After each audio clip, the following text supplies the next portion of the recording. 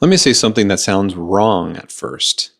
Compounding doesn't make you rich, waiting does. Everyone loves compounding in theory, nobody likes it in real life. Because compounding only works for people who can sit still while nothing seems to be happening. And that's where most people fail. Not because they're bad with money, but because they're human. If you've ever felt like you're doing the right things financially but still feel behind, then this video is for you. So we're sold this clean, beautiful story. Invest a little every month, let compound interest do its thing, and boom, you're wealthy. But here's the part nobody emphasizes enough. Compounding is invisible for a very long time. For years, it feels pointless. For years, the numbers look embarrassing. For years, it feels like you could have done anything else and seen more progress. And during that time, life is constantly tempting you to quit. The problem isn't math, it's psychology. Your brain is wired for immediate feedback. You work, you get paid. You exercise, you feel sore. You post, you get likes. But with compounding, you save, you invest, you wait, and nothing happens. No dopamine, no applause, no visible progress. In fact, sometimes the number goes down, which feels like punishment for doing the right thing. That's why compounding rewards people who can tolerate boredom, doubt, and delayed gratification longer than everyone else. Let's be honest about the average person's life. They're not lazy. They're not reckless. They're just tired. They're balancing rent, groceries, kids, debt, social pressure, in a world that keeps getting more expensive. So when someone says, just wait 30 years and you'll be fine, what they hear is suppress every desire, every fear, and every emergency for decades. That's a big ask. Most people don't fail because they don't understand compounding. They fail because life interrupts waiting. Here's the most dangerous phase of compounding.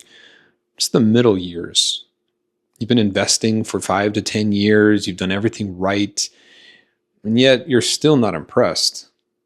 This is where people cash out temporarily, chase hotter investments, make money for lifestyle upgrades, decide compounding isn't working for them. Not because it doesn't work, but because it hasn't shown off yet. Compounding punishes impatience right before it rewards patience. And this part is uncomfortable, but important. People with more margin, more income, more savings, more stability, find compounding easier. Why? Because they don't need the money right now. Waiting feels different when you're not anxious about next month. So compounding isn't just a financial advantage, it's an emotional one. And the people who win long-term aren't necessarily smarter, they're just in a position where they can afford to wait. So here's the real takeaway. Compounding is a test of emotional endurance, not intelligence. Can you keep going when results are boring? Can you stay invested when the headlines are scary? Can you resist comparing your slow progress to someone else's fast success? Can you accept that your biggest financial growth will happen after you're tired of waiting? Most people can't. That's why compounding looks like a cheat code, because so few people stay in the game long enough to see it work. Instead of thinking compounding will make me rich someday, try this. Compounding is how I buy future freedom with current patience. You're not waiting for money. You're waiting for optionality. for the ability to say no, for time to become yours again. That mindset makes waiting feel purposeful, not pointless. Compounding only works for people who can wait, not perfectly, not effortlessly, but consistently.